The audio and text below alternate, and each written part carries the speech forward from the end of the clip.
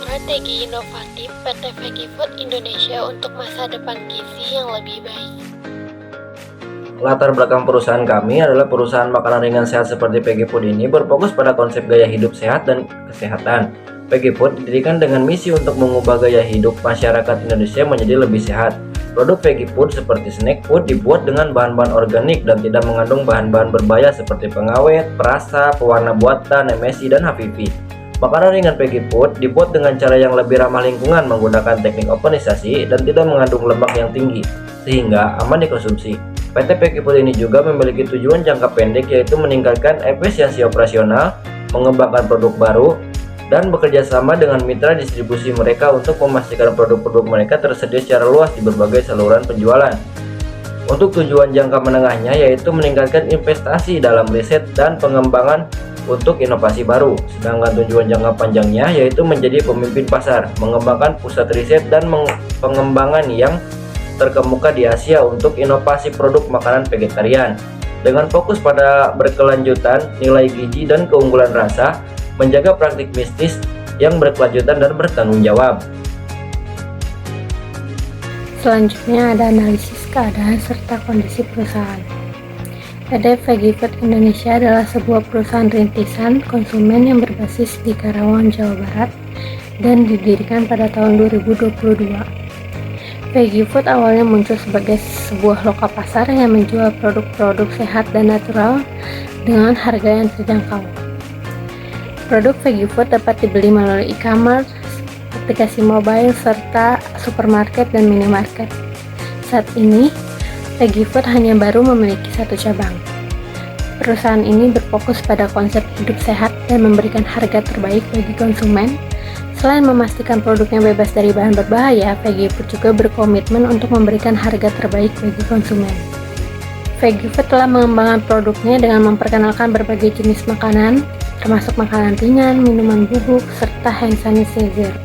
Dalam memasarkan produknya, Veggie Food menggunakan strategi pemasaran digital yang efektif seperti menggunakan media sosial Instagram dan berpartisipasi dalam kampanye digital yang populer.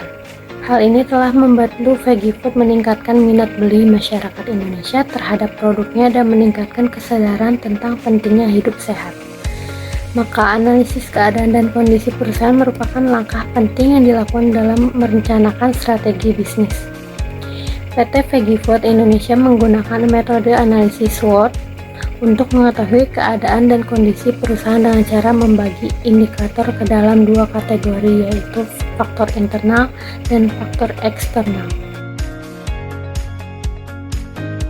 Baik, selanjutnya ada filosofi dan profil perusahaan. Filosofi produk Veggie Food didasarkan pada 3 prinsip utama. Yang pertama ada kesehatan, kualitas, dan keberlanjutan. Kami percaya bahwa makanan yang sehat tidak hanya harus baik untuk kesehatan, tetapi juga harus diproduksi dengan cara-cara yang ramah lingkungan dan mendukung keberlanjutan. Dalam mengembangkan produk-produknya, Veggie Food selalu memastikan bahwa bahan-bahan yang digunakan adalah alami, bebas dari bahan-bahan kimia berbahaya, dan memenuhi standar kualitas yang tertinggi. Kami juga berupaya untuk mengurangi dampak lingkungan melalui praktik-praktik produksi yang berkelanjutan. Kemudian, profil perusahaan, jenis perusahaan terbatas untuk industrinya makanan dan didirikan di tanggal 25 Mei tahun 2022. Untuk pendirinya ada atas nama Nadila Salsabila Hawari, Syaperane Muji Testantri, Tasya Salsabila, dan Pandi Sofia. Untuk alamat kantornya, Jalan POJ, Jalan Raya Kosambi nomor 3, Duren, Kecamatan Kelari, Karawang, Jawa Barat. Untuk produknya, makanan ringan, minuman bubuk, dan hand sanitizer.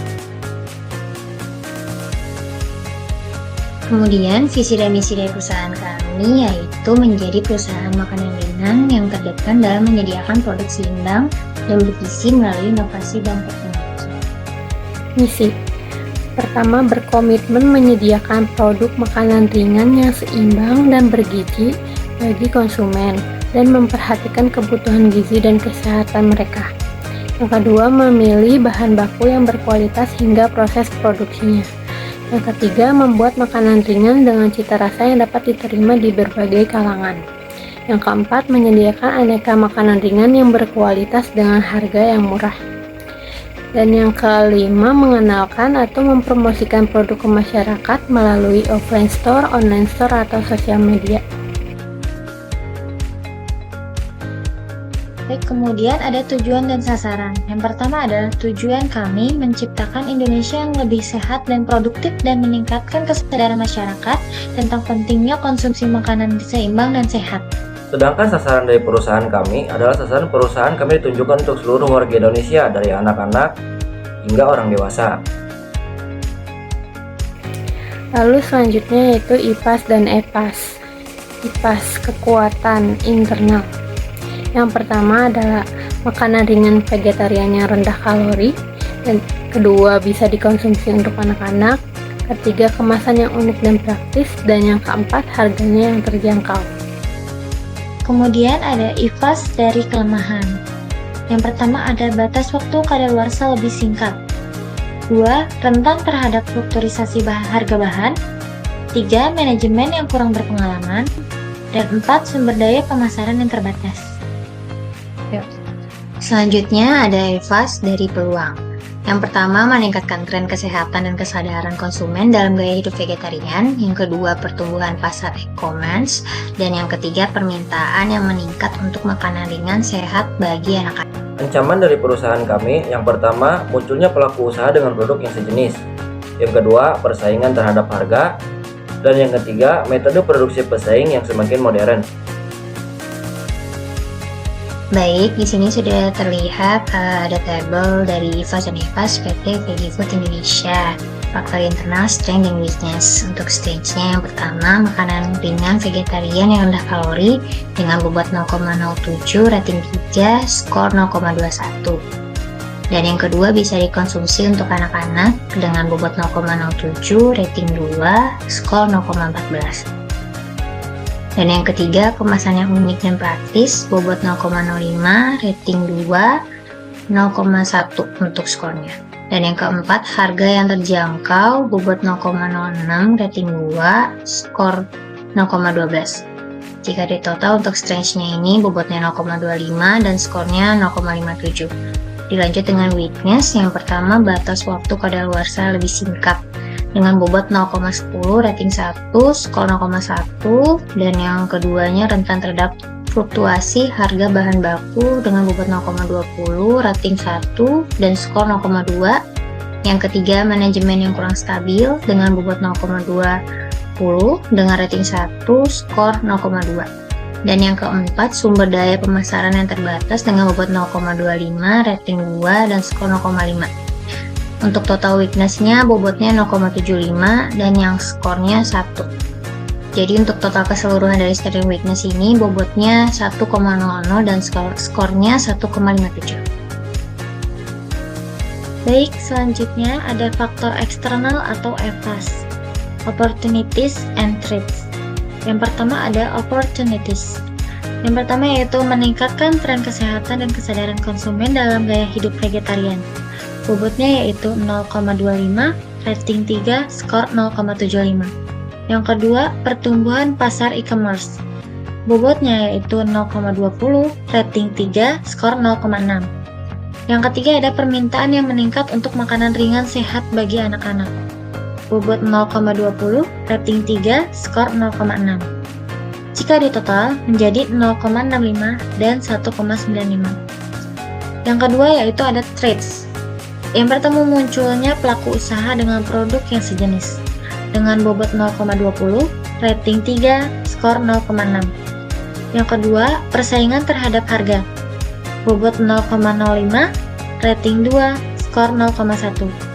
Yang ketiga ada metode produksi pesaing yang semakin modern. Bobot 0,10, rating 2, skor 0,2. Jika ditotal menjadi 0,35 dan 0,9. Untuk total keseluruhan yaitu 1,00 dan 2,85. Perlu diketahui untuk menghitung bobot, rating, dan skor itu sesuai dengan kebutuhan dari perusahaan tersebut. Selanjutnya ada IFAS dan EVAS, skor dan total. Ada kekuatan dan kelemahan. Untuk skornya yaitu 0,57 dikurang 1,0 dengan total minus 0,43. Dan peluang dan ancaman. Skornya 1,95 dan 0,9.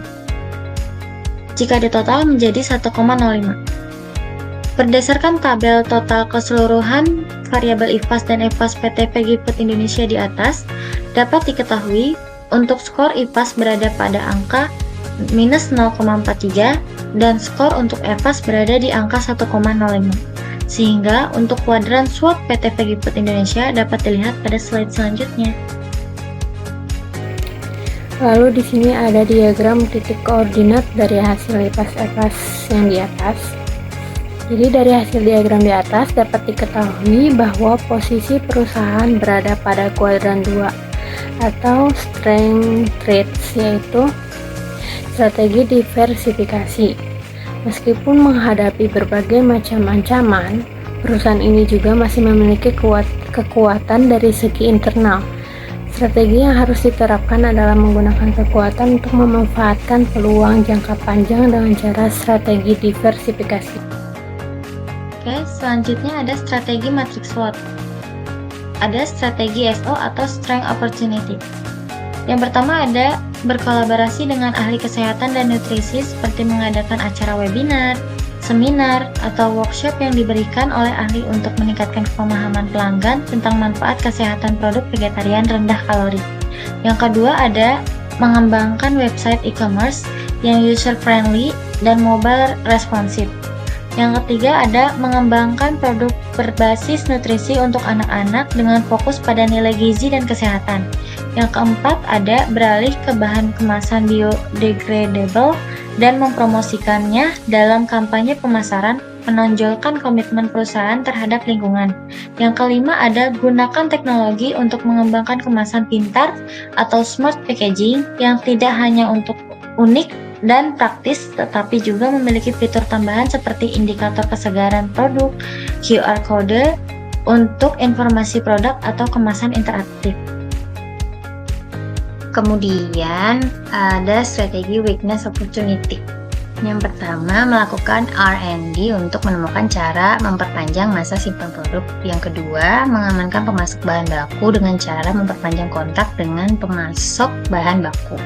Yang ketiga, mengadakan pelatihan manajemen dan merekrut profesional berpengalaman. Dan yang keempat, menggunakan sistem manajemen berbasis teknologi untuk membantu manajemen yang kurang berpengalaman dalam pengambilan keputusan.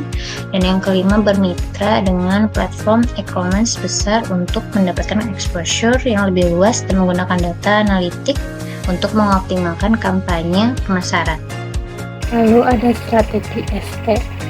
Yang pertama, membangun dan memperkuat citra merek sebagai makanan ringan vegetarian rendah kalori yang terbaik dan menekankan manfaat kesehatan kepada konsumen. Jadi kayak mengidentifikasi nilai inti produk, kayak melakukan seminar untuk menunjukin bahwa untuk menjelaskan bahwa produk ini tuh bukan sekedar makanan rendah kalori aja gitu, kayak tapi menyediakan nutrisi yang seimbang dan bermanfaat bagi kesehatan kita, kesehatan konsumen gitu. Yang kedua, membuat promosi dengan memberikan diskon pada produk atau seperti buy one get one. Jadi untuk bersaing bersama perusahaan lain, kita mencari cara promosi yang unik seperti ya tadi buy one get one.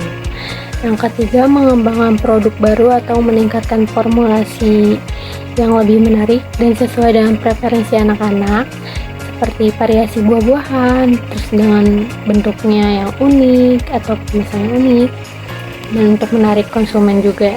Lalu yang keempat adalah meningkatkan kualitas kemasan dengan menggunakan teknologi terbaru dalam produksi kemasan dan melakukan uji coba kualitas secara berkala untuk memastikan kemasan tetap unggul. Jadi kayak kita membuat desain kemasan yang menarik agar meningkatkan daya tarik produk, biar konsumen tuh pada tertarik gitu buat beli produk kita tuh. Strategi WT atau weakness trend. Yang pertama, mengoptimalkan rantai pasok untuk memastikan produk mencapai pasar dengan cepat. Yang kedua, menggunakan teknologi pengemasan yang lebih baik untuk memperpanjang masa simpan. Yang ketiga, mengamankan kontrak jangka panjang dengan pemasok untuk menstabilkan harga bahan baku. Yang keempat, menyelenggarakan pelatihan manajemen untuk meningkatkan keterampilan dan pengetahuan. Dan yang kelima, membentuk aliansi strategi dengan platform e-commerce dan influencer untuk memperluas jangkauan pasar. Setelah ada matrik analisis SWOT, kemudian ada pembahasan. Dari hasil identifikasi menunjukkan bahwa kekuatan yang dimiliki perusahaan PT Peggy Food Indonesia terletak pada produk makanan ringan yang tidak menggunakan bahan pengawet. Semakin banyak konsumen yang sadar akan kesehatan dan memilih produk tanpa bahan pengawet karena mereka dianggap lebih alami dan sehat. Produk tanpa bahan pengawet seringkali dipandang lebih aman dan berkualitas tinggi yang bisa meningkatkan loyalitas pelanggan. Mereka yang mengusung tema sehat dan alami bisa menarik segmen pasar tertentu yang peduli terhadap kesehatan, seperti keluarga muda, atlet, dan individu yang menerapkan gaya hidup sehat. Menggunakan bahan alami dapat membuat produk lebih unik dan membedakannya dari pesaing yang menggunakan bahan pengawet. Dengan teknologi pemasaran yang terus-menerus ditingkatkan, agar masyarakat sadar akan hidup sehat, serta harga yang relatif terjangkau daripada produk pesaing.